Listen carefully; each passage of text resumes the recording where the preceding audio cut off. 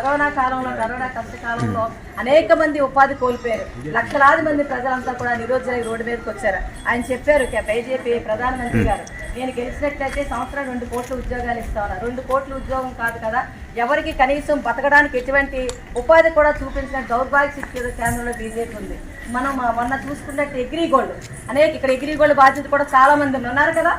ఆడవాళ్ళు ఎక్కువగా ఏంటంటే ప్రధానంగా అగ్రిగోల్డ్కి సంబంధించి మనం ఏదో భక్తి ఇచ్చిన డబ్బుల్లో కాస్త కుటుంబానికి ఉపయోగపడుతుంది పోపుల డబ్బాలోనో బియ్యం డబ్బాల్లోనో దాచిపెట్టేవన్నీ కూడా అగ్రిగోల్డ్కి అయితే పిల్లల ఫీజులు కానీ పనిచేస్తే లేదా ఇంకో మరొకదానికి కలిసి మనం దాచుకుంటాం.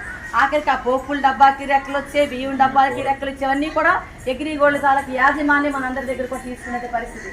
దాని మీద పెద్ద ఎత్తున ఎవరు పోరాడారమ్మా తెలుసా?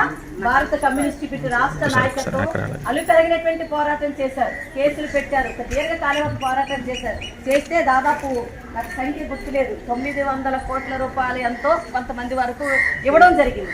ఇంకా ఇస్తామని కూడా జరుగుతుంది. అయితే ఎన్నికల మేనిఫెస్టోలో కూడా మనం చెప్పాం.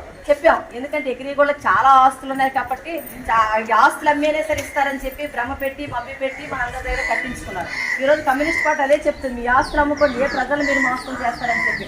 అటువంటి భారత కమ్యూనిస్ట్ పార్టీ ఈరోజు ఎవరైనా అది అగ్రిగోల్డ్కి సంబంధించి ఎవరైనా ఇప్పించలేదు. ధరలు పెరిగినా మరొకటైనా ఏదైనా సరే ముందు రోడ్ల మీదకి వచ్చేది కమ్యూనిస్ట్ పార్టీ మాత్రమే. కమ్యూనిస్ట్ పార్టీ నిన్న మొన్న పుట్టినటువంటి పార్టీ కాదు, దాదాపు 100 సంవత్సరాలు చరిత్ర కలిగినటువంటి కమ్యూనిస్ట్ పార్టీ. కార్మికుల కోసం, కర్షకుల కోసం, మహిళల హక్కుల కోసం, అలాగే రాజ్యాంగాన్ని పరిరక్షించుకుని అన్నిటి కోసం కమ్యూనిస్ట్ పార్టీ ఉంది. కాబట్టి మీరందరూ కూడా దయచేసి ఆలోచించండి. అందరికీ అవకాశం ఇచ్చారు. 5 సంవత్సరాలకు ఒకసారి ప్రతి రాజకీయ నాయకులు వస్తారు, మాకు ఓటేయండి, మీకు అవి చేస్తాం, తర్వాత ఎక్కడ కనబడదు. గెలిచిన తర్వాత మనం వెళ్ళి వాళ్ళ ఇంటి ముందు లైన్ కట్టాలి. బాబు మాకు డ్రైనేజీ లేదు, వెంటనే వేస్తారా?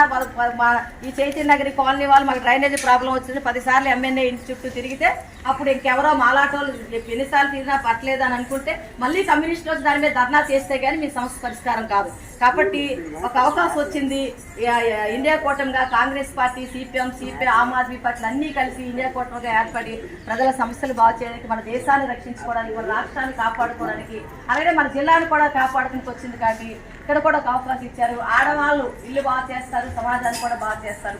ఏ పార్టీ వాళ్ళు మహిళలకు ఇవ్వలేదు, మన కమ్యూనిస్ట్ పార్టీ కాబట్టి మహిళకి ఇచ్చారు. మహిళలు ఓటు బ్యాంక్గా వాడుకుంటారు కానీ మహిళల నిర్ణయాధికారంలో భాగస్వామ్యం చేయడానికి ఎవరో కూడా ఒప్పుకోరు. కాబట్టి దయచేసి ఆలోచించండి. నాకులు, చెల్లెలు, అన్నదమ్ములు అందరూ కూడా ఆలోచించండి, పెద్ద మనసుతో ఆలోచించి కంకి కొడవలి గుర్తు బ్యాలెట్లో 4వ నెంబర్లో ఉంది. కంకి కొడవలి గుర్తు ఎమ్మెల్యేకి వేయండి, ఎంపీకి హస్తంకి వేయండి. మన జీవితాలు బాగుపడడం కోసం మీరందరూ సహకరించాలని మీ అందరికీ మనస్ఫూర్తిగా విజ్ఞప్తి చేస్తే మీ ఓట్లన్నీ వస్తాయని నేను విశ్వసిస్తూ గెలిచిన తర్వాత ఎక్కడి నుంచి విజయోత్సవ ర్యాలీ పెట్టుకుందని చెప్పి అందరికీ